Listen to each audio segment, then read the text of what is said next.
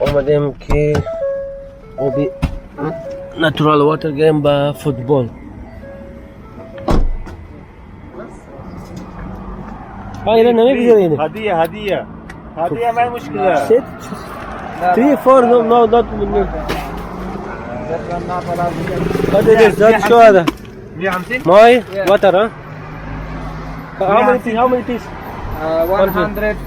150 bucks huh? Yeah. Okay.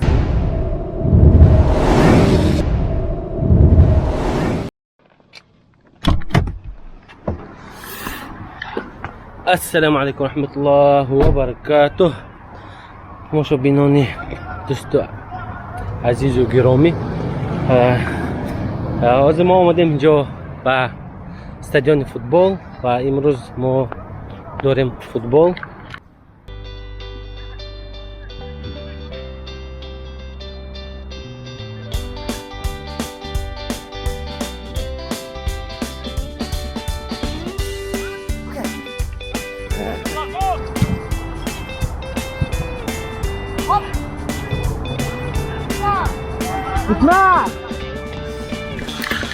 چقدر که میبینید اینجا 3 استادیوم هست، سه تا در اینجا و هر روز از سحر تا ساعت 11 شب اینجا باز است و در هر منطقه، در همه منطقه مثل این استادیوم های هست که برای استقامت کنندگان اون در همون منطقه اگر عریضه جمع کنند که تیم باشن، یکی دو تیم باشن 10 کس، برای آنها هر هفته 2-3 روز وقتی معین جدا میکنن که به مبلغ بازی کنن.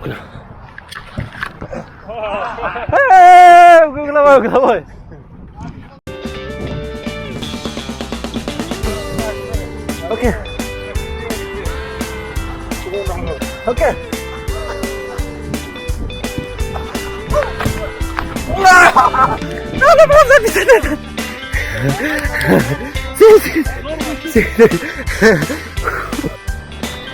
ما هر هفته 2 بار 3 بار فوتبال داریم در اینجا. حتما که حاضر این فوتبال تاجیکا نیست، لیکن چند سال قبل فوتبال تاجیکا بود، خاص فقط تاجیکا می‌باختن.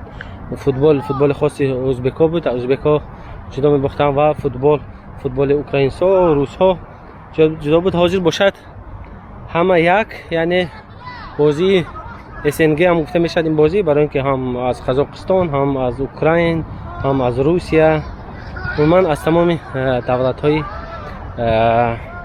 بیشتر همون SNG در اینجا بازی میکنن و بازی شبانه میشد.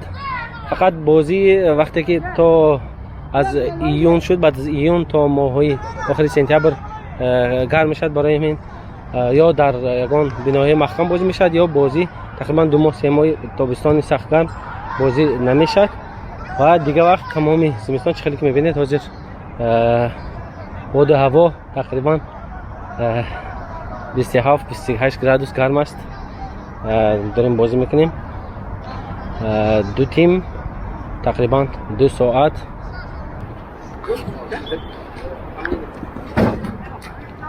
از بشه کم تایم مونده شدیم و ما چه در گالکیپر در برات ایستادیم.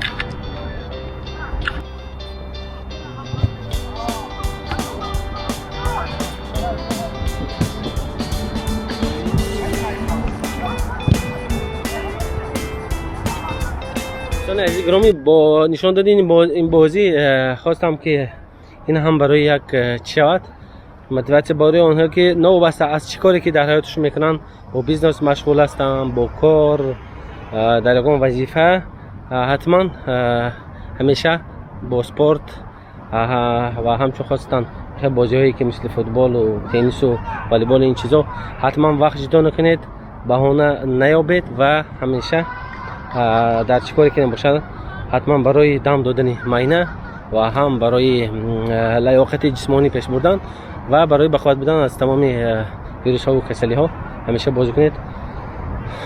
در اینجا آخری نوار امروزه، شبتان بخوش تا دیر آینده و مع السلامه.